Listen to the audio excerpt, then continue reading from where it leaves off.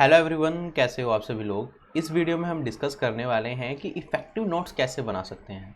आप कोई भी कॉम्पिटिटिव एग्जाम की तैयारी करते हो, आपको पता है सिलेबस तो बहुत ज़्यादा होता है और पूरे साल की मेहनत हमें एक दिन में जाके दिखानी होती है कि पूरे साल भर मैंने जितना भी पढ़ा वो एक दिन में आपका चेक किया जाएगा। तो ज़रूरी है हम कुछ इस तरीके से नोट्स बनाएं जिसकी रिविजन हमारे लिए बहुत ज़्यादा आसान हो जाए और सिलेक्शन के लिए बहुत ज़रूरी है कि एक अच्छे नोट्स बने आपके।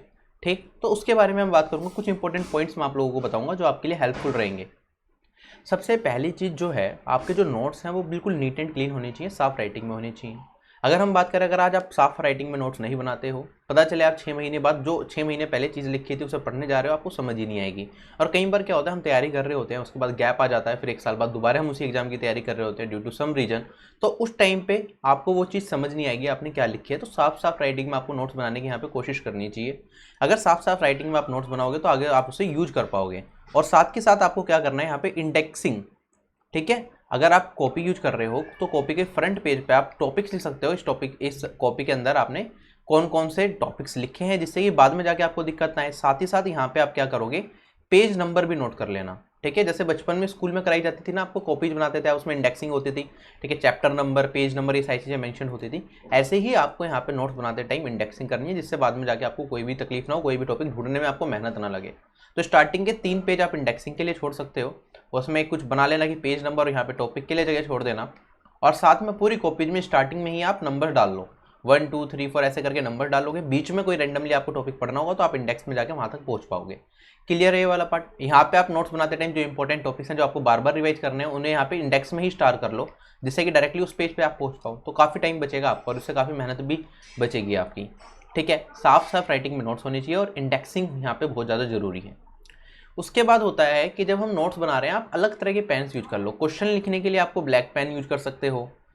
अगर हम बात करें आंसर लिखने के लिए, आप जैसे अगर मैथ्स के नोट्स बना रहे हो तो उसमें क्वेश्चन भी होगा, आप उसका फिर सॉल्यूशन भी लिखोगे। तो क्वेश्चन लिखने के लिए ब्लैक पेन और आंसर लिखने के लिए आप ब्लू पेन या कोई और पेन जो आप यूज करते हो वो यूज कर सकते हो। तो डिफरेंट पेन्स क्वेश्चन लिखने के लिए, आंसर लिखने के लिए। ठीक है, अगर हम बात करें नॉर्मल जीके जीएस के नोट्स बना रहे हो तो एक पर्टिकुलर पेन से हेडिंग लिख लिया, बाकी सारे के सारे पोर्शन छोटे वाले पेन से लिख दिए, डिफरेंट पेन से लिख दिए। अगर सब टॉपिक्स है, एक बड़ा टॉपिक है उसके अंदर 4 छोटे टॉपिक हैं, तो आप मेन टॉपिक के लिए अलग पेन यूज करोगे, 4 छोटे टॉपिक के लिए अलग पेन यूज करोगे और उसके अंदर के जो पॉइंट्स हैं उसके लिए अलग पेन यूज करोगे। तो इससे काफ़ी बेहतर रहेगा। बाकी एक पेन से भी कर लोगे, कोई इतनी बड़ी चीज़ नहीं है, राइटिंग साफ हो तब भी आपका काम चल जाएगा। लेकिन ऐसे अरेंजमेंट अगर आप इस तरह से करोगे तो एग्जाम में माइंड मैप करने में आपको आसानी रहेगी, अगर साफ नोट्स होंगे। क्लियर। और आप हाईलाइटर से वो पॉइंट हाईलाइट भी कर सकते हो जो बहुत ज़्यादा इंपॉर्टेंट है पर्टिकुलर पॉइंट में। जैसे यहाँ पे हो रखा है कि जो पॉइंट ज़्यादा इंपॉर्टेंट है, जो टर्म आप भूलते हो बार बार, उसे यहाँ पे हाईलाइट भी की जा सकती है हाईलाइटर से, जिससे कि पूरी कॉपी को अगर आप ओवर थ्रू कर रहे हो एग्जाम में जाने से पहले, एक बार पूरी कॉपी को गो थ्रू कर रहे हो, तो आप क्या करोगे, वहाँ पे जो हाईलाइट वाला पार्ट है बस वो वाला रीड कर लोगे, आगे बढ़ जाओगे। ये चीज़ समझ आई। तो अच्छे पेन यूज करो। ठीक है, अलग अलग डिफरेंट कलर से पेन यूज करो और रिवीजन करने में उससे आसानी भी रहेगी, इंपॉर्टेंट पॉइंट्स को हाईलाइट कर सकते हो। बाकी जैसे कोई क्वेश्चन है, ठीक है, जिसमें आप बार बार गलती करते हो, मैथ सेक्शन में कर रहे हो, और आप क्या कर सकते हो, उसके लिए स्टार लगा सकते हो, जिसकी आपको मल्टीपल रिवीजन की जरूरत है, बार बार गलती होती है, आप कंफ्यूज होते हो उसमें स्टार मार्क कर दिया या वीआईपी लिख दिया, कुछ भी लिख सकते हो आप। वैसे मैं स्टार करता हूँ, तो एक स्टार लगा दिया तो इंपॉर्टेंट है, आप बार बार भूलते हो उसे और एग्जाम के लिए इंपॉर्टेंट भी है।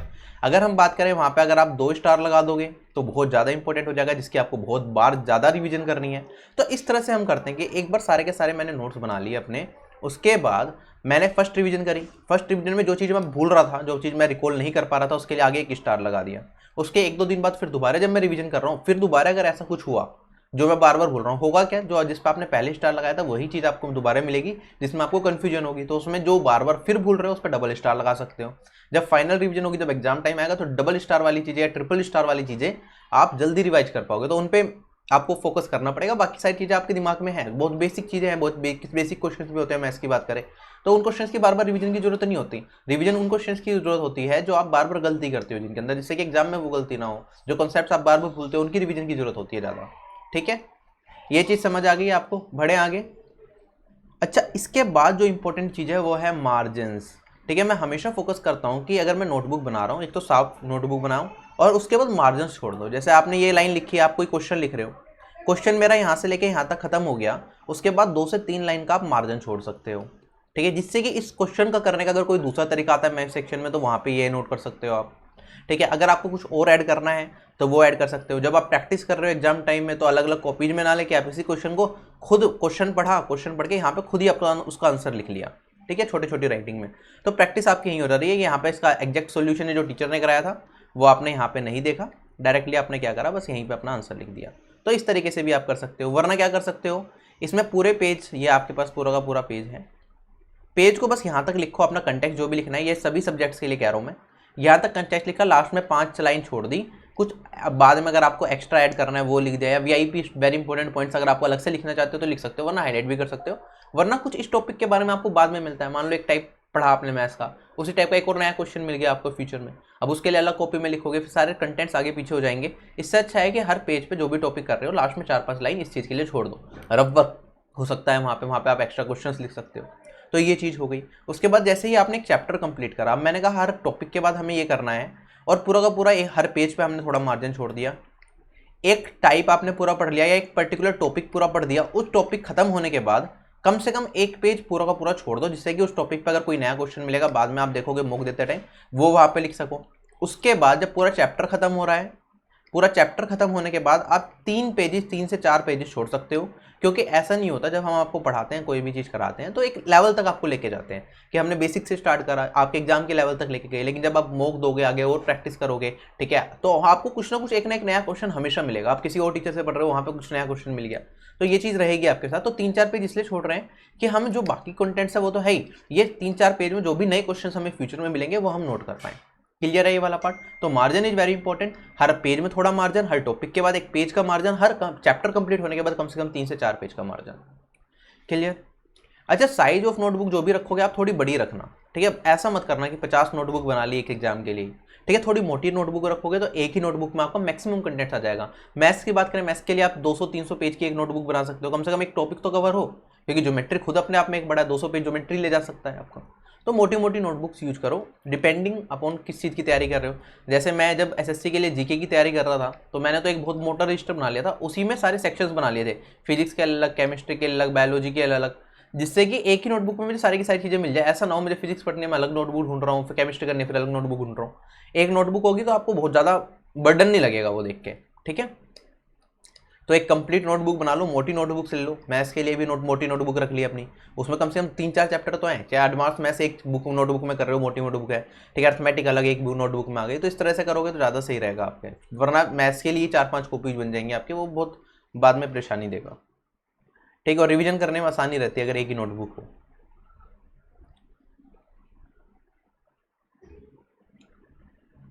अच्छा, एक सेपरेट कॉपी और बनानी है आपको, जैसे अगर हम जो इंपॉर्टेंट टॉपिक्स है, मैंने कहा जो आप भूल रहे हो आप उसे हाईलाइट भी कर रहे हो, अलग से जैसे हाईलाइट कर लिया, आप रिवाइज करोगे ना उसे, तो लिख लिख के देखने की जरूरत होती है हमें।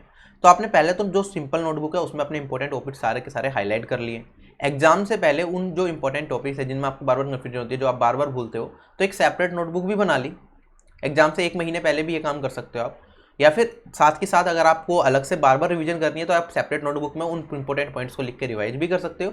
वरना क्या होता है, अभी स्टार्टिंग में अभी तो सारा ही कोर्स बार बार रिवाइज करोगे, आप एग्जाम में ही इंपॉर्टेंट चीज़ें रिवाइज करोगे, तो अभी हाईलाइट करते रहो, लास्ट में एग्जाम टाइम में एक सेपरेट कॉपी आपने बना ली, उस कॉपी के अंदर सारे के सारे क्या करें, इससे रिवाइज कर लिया, रिवाइज करने के बाद आंख बंद करके सारे के सारे इंपॉर्टेंट फॉर्मूलाज टॉपिक्स जो भी हैं सारे के सारे नोट डाउन कर लिए, जो याद आ रहा है वो पूरा लिख लिया, जो याद नहीं आ रहा वो कॉपी की हेल्प लेके दोबारा रिवाइज कर लिख लिया इसके अंदर, और इसके अंदर फिर बार बार मल्टीपल रिवीजन इस कॉपी की आपको करनी है एग्जाम में जाने से पहले। समझ आई ये चीज़? तो हम ऐसे डिफरेंट कॉपीज बनाएंगे डिपेंडिंग अपॉन द लेवल्स। पहले एक नॉर्मल कॉपी बनाई जिसमें सारी चीज़ें बहुत अच्छे से लिखी हुई हैं हमने, उसमें मार्जिन छोड़े हुए हैं, सारा का सारा कंटेक्स्ट उसके अंदर आ गया हमारे पास, जो इंपॉर्टेंट पॉइंट्स है वो हम हाईलाइट करते रहे, उसे बार बार रिवाइज करते रहे, स्टार लगा दिया, डबल स्टार लगा दिया, ठीक है, और उस हिसाब से हम रिवाइज कर सकते हैं उस पूरी कॉपी को। लेकिन एग्जाम टाइम जब आएगा तो जो हाईलाइट चीज़ें, अब इतनी इस कॉपी में 400 पेज है, 400 पेज में मुझे सिर्फ 30 पेज के अंदर कन्फ्यूजन होती है, 30 पेज में ऐसा कंटेंट है जिसमें मुझे प्रॉब्लम हो रही है बार बार, ठीक है, तो उसमें क्या करूंगा मैं, इस कॉपी में जाने की जगह मैं उसे रिवाइज करते टाइम एक बार लिख के प्रैक्टिस कर लूंगा एक सेपरेट कॉपी में, और इसे बार बार रिवाइज करूंगा, ठीक है, इससे आपको बहुत ज़्यादा टाइम तक चीज़ें याद रहेंगी। ये वोकैबुलरी के लिए भी करता था मैं, इंग्लिश में जब वोकैबुलरी पढ़ता था, एक कॉपी बना ली, एक पूरा का पूरा रजिस्टर था 150-200 पेज का, पूरा का पूरा वोकैबुलरी से भर गया। अब मैं रिवाइज करता था, बार बार कुछ ना कुछ नए वर्ड्स मिलते थे, बार बार कुछ ना कुछ ऐसे वर्ड्स हो जाते थे जो मैं भूल जाता था, तो उन सब नोट्स को वर्ड्स को अलग से लिख लिया, एक छोटी कॉपी में नोट कर लिया, एग्जाम से पहले उस छोटी कॉपी को रिवाइज कर लिया, जो याद है वो बार बार दिमाग से नहीं निकलते, जो भूलते हो आप बार बार उसे मल्टीपल रिविजन की जरूरत पड़ती है। एक चीज़ हमेशा ध्यान रखना, जब आप नोट्स बना रहे हो, कई बार हमें लगता है कि हम एक बार की में सिलेक्शन ले लेंगे और मैंने नोट्स बनाई है मुझे आगे काम नहीं आएंगे, तो उल्टा सीधा हम ऐसे कर लेते हैं, पीडीएफ से पढ़ रहे होते हैं, लेकिन आपको क्या करना है, साफ साफ नोट बनाने हैं। जो आज आप पढ़ रहे हो, पता नहीं आपको इसकी कब जरूरत पड़ जाए। आज आपने एग्जाम दिया, हो सकता है आपको ड्रीम जॉब ना मिले, दूसरी जॉब मिल गई, अगले साल फिर एग्जाम दोगे, फिर रिवाइज करोगे, हो सकता है इसके बीच में थोड़ा टाइम का गैप आ जाए, तो आप उस टाइम पे तैयारी नहीं कर रहे हो और तैयारी छूट गई आपकी, तो चीज़ें दिमाग से निकलनी स्टार्ट होंगी। और अगर नोट्स गंदे होंगे तो आपको समझने में फिर दिक्कत आएगी, मेहनत ज़्यादा लगेगी। तो नोट्स क्या होने चाहिए, बिल्कुल नीट एंड क्लीन होने चाहिए आपके, साफ साफ राइटिंग में लिखा होना चाहिए। और जो पीडीएफ से भी अगर आप कंटेंट देख रहे हो, ठीक है, जैसे अकेडमी पे लेक्चर्स होते हैं उसमें पीडीएफ भी मिल जाती है आपको, तो उसमें क्या कर सकते हो, आप पीडीएफ को डाउनलोड कर सकते हो, क्वेश्चंस पीडीएफ में लिखे हुए होंगे आपके, सॉल्यूशंस आप अपने आप कॉपी में लिख सकते हो क्वेश्चन नंबर डाल के, तो ऐसे भी कर सकते हो, उन पीडीएफ को संभाल के रख सकते हो। बाकी ये मैं इतना ज़्यादा सपोर्ट नहीं करता इस चीज़ का, मैं कहता हूँ कि आप कॉपी में ही अपने सारे क्वेश्चन और आंसर लिखो, जिससे कि आपको रिवीजन करने में आसानी रहे। जितने ज़्यादा सोर्सेज बनाओगे इतनी ज़्यादा दिक्कत आएगी रिवीजन करने में, ठीक है। एक ही जगह पे सारा का सारा कंटेंट आपका अवेलेबल होना चाहिए। तो मैंने ज़्यादातर चीज़ों पे बात करी है यहाँ पे, और उम्मीद करता हूँ आप इस तरह से नोट्स बनाओगे तो आपको काफ़ी ज़्यादा एग्जाम में फ़ायदा मिलेगा। बाकी अनअकैडमी में मेरे काफ़ी सारे स्पेशल क्लासेस हैं, फ्री क्लासेस हैं, जो आप देख सकते हो एसएससी एग्जाम्स के लिए। तो अनअकैडमी एप्लीकेशन इंस्टॉल करोगे, वहाँ पे शुभम जैन सर्च करोगे तो ये सारी क्लासेस का आपको एक्सेस मिल जाएगा, ठीक है। बहुत सारी क्लासेस हैं, 60 से ज़्यादा फ्री क्लासेस हैं इस चैनल पे, तो हम पढ़ ही रहे हैं। साथ के साथ एक अचीवर्स बैच भी स्टार्ट हो रहा है एसएससी सीजीएल 2020 से एचएसएल 2020 के लिए 1 सितंबर से। आप इसमें चाहो तो इसमें एनरोल कर सकते हो और अपनी तैयारी पूरी अनअकैडमी से कर सकते हो। इंडिया के टॉप एजुकेटर्स आपको सभी सब्जेक्ट्स पढ़ाएंगे, ठीक है। एक बार सब्सक्रिप्शन के बाद आप सभी सब्जेक्ट्स के सारे कोर्सेज अवेल कर सकते हो, ठीक है। तो अनअकैडमी की ऐप इंस्टॉल करके गेट सब्सक्रिप्शन पर क्लिक करोगे तो ये सारे कोर्सेज आपको मिल जाएंगे। आपको कोड यूज करना है RB10, ठीक है। प्लान सेलेक्ट करोगे महीने वाला, कौन से कितने महीने का प्लान चाहिए आपको, 12 महीने या 24 महीना रिकमेंडेड होता है, मैक्सिमम लोग यही लेते हैं। उसके बाद RB10 कोड यूज करोगे तो आपको इसमें 10% का डिस्काउंट मिल जाएगा, ठीक। So that's it guys, I hope आपको वीडियो पसंद आई होगी और आपको इससे काफ़ी ज़्यादा हेल्प मिली होगी, ठीक है। तो अपनी मेहनत करते रहो। बाय बाय, टेक केयर, जय हिंद।